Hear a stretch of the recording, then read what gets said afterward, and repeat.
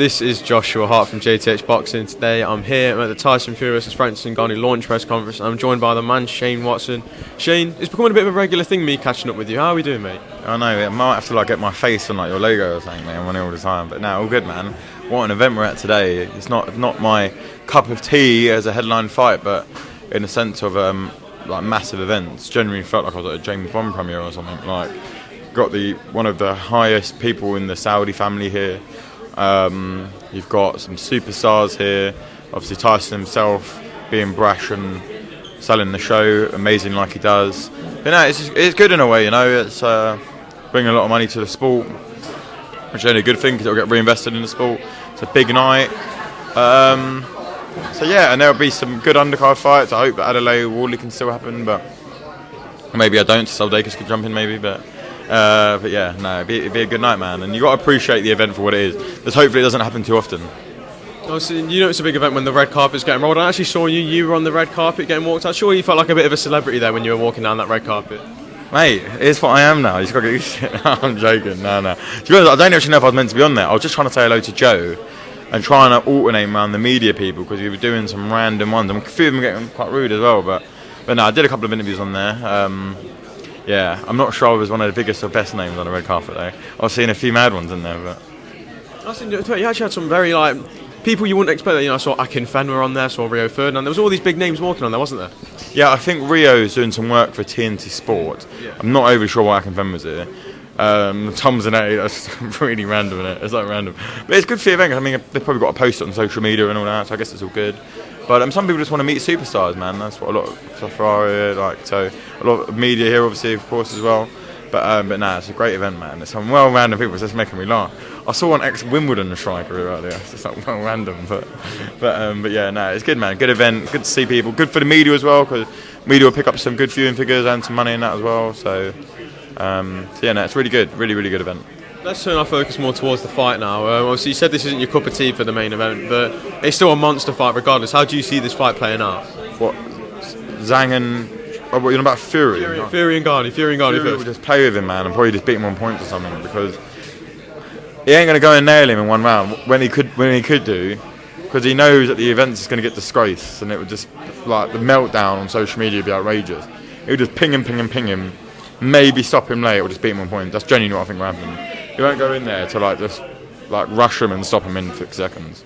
And I want to quickly talk about the co-main event as well, or the co-main that might not be on anymore. Fabio Wardley versus David Adeleye. Apparently that's the co-main event of the night. Obviously we saw a little altercation between the two where Fabio Wardley ended up getting punched by one of I don't know if it was one of David Adelaye's teams or just one of his mates. First of all, what did you make of that altercation? You don't like to see things like that happen, do you? Listen, I don't want to comment too much on the guy because I don't know. He might have threatened him or something like that, and then it would be self-defense. But if he just hit him because Fabio was going toward David Adeleye after we pushed him, he's fucking bang out of order. You don't do that, man. If Joey's getting in a scuffle with, say, Dubois, I will try and separate it. I don't know how good I'm going to be at doing that, but I'll try. But I'm not going to punch him in the side of the head, am I? So if he's done that, unprovoked, it's bang out of order. But if there was a reason behind it, then listen, that's up to them. And if the fight's off, Soldakus is ready to jump in October 28th, and that's a real British title fight. No questions asked. He can jump in. He's fit. He's ready to go now. Let's make it on the 28th. I don't want to be disrespectful to Fabio because I really, really like him. I have a really good relationship with his trainer. But if there's a vacant spot there, there's not another guy that deserves that more than Soldakus in the British heavyweight scene right now. So I would really like that. But we'll see. Just last thing on obviously the altercation and the scrapping that went on. From what I saw, I saw most of it happen. David Adeleye was just doing his interviews, doing his media rounds, and I think one of Fabio Wardley's boys in the back had started yapping from the back. And I thought originally Adeleye was talking to a reporter and he was just going to shut your mouth. And I could see him getting a bit aggressive. And then Wardley's come over, David's just shoved him, and it's all kicked off. I don't want to just point fingers, but I do think the punch was unprovoked. Because obviously Wardley's not going to go and attack anyone. He was clearly looking to get Adeleye. Wardley was already falling down. You see the cordons that were for the press. I think one of them was on the floor. And as Fabio's gone towards Adeleye, he's fallen over. And he's been hit with that shot as he's coming down. Listen, this random bloke, whoever he is, ain't going to drop Fabio Wardley, is he? He's never been on the canvas in his pro career and he gets hit by people with a fucking punch. Let's get real, some 5'10" random guy isn't dropping him Fabio Wardley, is he? I think he has a ring on, that's why he's giving him the cut. If I had a ring on and I punched Joe in the head, I'd give Joe a cut. It's not because I'm hard, it's because I've got a fucking ring on and they're sharp. and whatnot. But you know, it is what it is. You know what? As much as I'd like Sol to jump in, I really hope Fabio can still have his fight. You shouldn't ever treat a man out of his payday and not give him the opportunity that he rightfully deserves, because he is the champion at the end of the day. So, and that'd be a shame for him. And I'm assuming he's going to get paid very well as well. And I wouldn't want him to miss out on that payday. I said I have a great relationship with his trainer Robert, who's genuinely one of the nicest people in boxing. But listen, all I'm saying is if there's a spot free there, I think Sol Akers deserves to fight on it. So. And now I want to turn our focus to September 23rd, Wembley Arena. We see Joe Joyce rematch Adeleye Zhang. I know we've already touched on this, but the fight is ever getting closer. I'm sure I'll probably speak to you again on the fight week, but how has the rest of camp gone since I last saw you? I saw you about a month ago. How has the rest of the camp gone?